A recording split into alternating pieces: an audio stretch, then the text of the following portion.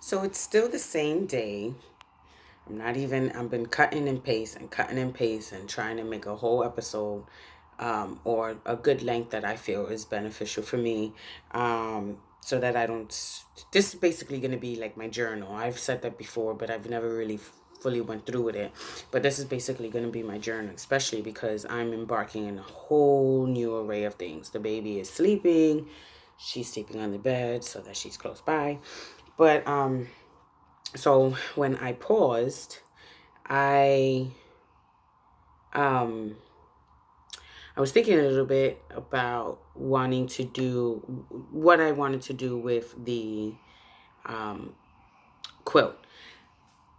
And I was rewatching what I had filmed or recorded, and I thought about it, and that the middle piece would look amazing if it was nothing but like stripped, um no organization and color coding or anything like that. I think it would be awesome if throughout, like if it was just a building, like just like a log cabin type of thing. And what I mean strips, I mean like strips like this.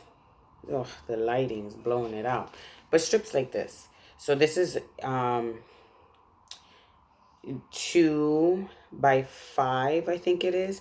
And so what I was thinking was like to cut a whole bunch of 2 by 5s and then sewing them together and then and putting them around the You're Kicking Me Smalls middle, and then building it out until I got a queen size quilt.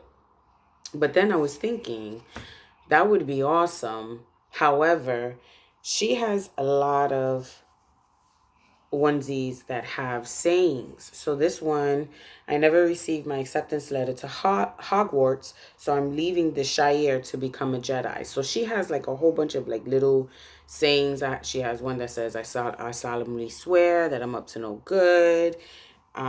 She has something like this where, center of dad's world. This one was given to her. So she has a whole bunch of these that I honestly don't want to cut.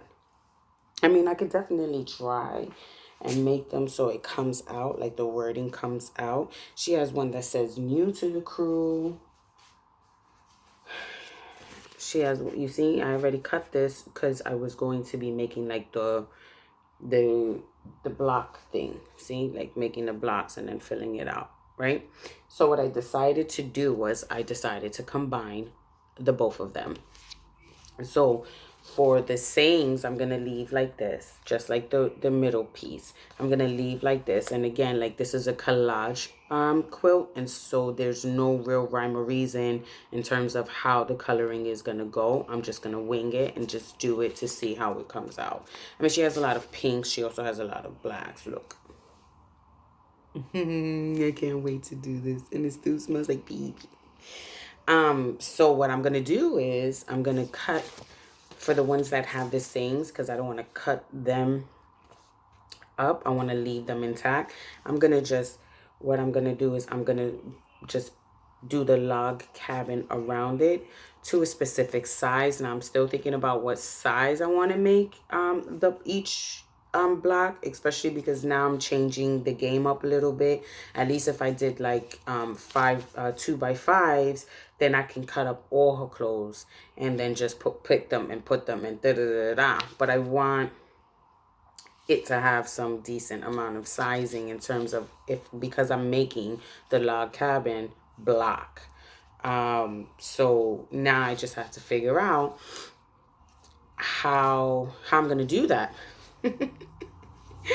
um, so tonight, while I have the chance, I'm going to just be making a whole bunch of strips. And here's where my thought process comes in. So a lot of her clothes are folded and put away, and some of them are not. Like some of them are not accurately folded, and so they have a whole bunch of wrinkles. And now I'm just thinking like, should I iron before I cut, or should I cut and then just keep iron so that I get a good size? One of the brain fucking moments that I had about deciding to make this quilt was that I was cutting into clothing. Like, my thing is, like, somebody else might be able to use it. I don't know if I want to be that selfish, and I don't really want to cut into clothes. Like, she wore that. I don't know if I want to cut into. So that was a whole, like, moment for me where I was just like, girl, what you want? If you cut into these clothes, and she'll have it forever. And there's plenty of clothes I'm not even gonna be able to touch that I'm gonna donate. So I passed that mind boggle and moved on to the next, which is basically like, am I doing this right? Do I have the right tools? Like, I don't have all of the right tools. You got to see what I'm working with. I'm working with a dinner table, one of those folding dinner tables. I don't have like a straight measuring thing. This is what I have to work with in order to cut. And now imagine cutting strips with this. I don't have two measuring cutting blocks like that.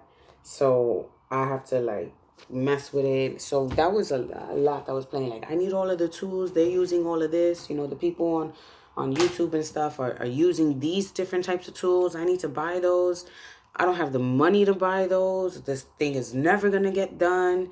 They talk about like rotary cutters, which is this, if you don't know, excuse me for the up close, but you know, they talk about rotary cutters, which is this, and like different types of rotary cutters, small ones. They could do like the real nice curb things, and it was just like, for me, it was like, I need these things in order for this to go perfect. I have not a manual, like, it's a manual sewing machine, so it doesn't have all of those fancy buttons that just make things go quicker, which, you know, you deal with what you have. And so I again was with that mind boggle, and basically was like, today I was just like, you know what, I'm gonna make it happen, because there are plenty of people who, you know, who get by with the stuff that they have, and they improvise and they just do it. Why am I sitting here like, oh, I need this, I need that, I need this? No, no, no, no, no, no, no, no. Calm down, rewind, back it up, and let's just, you want to do this, so then get it done. You have the basics. Again, going back to the basics, I have a sewing machine, I have needles, I have thread, I have scissors to cut.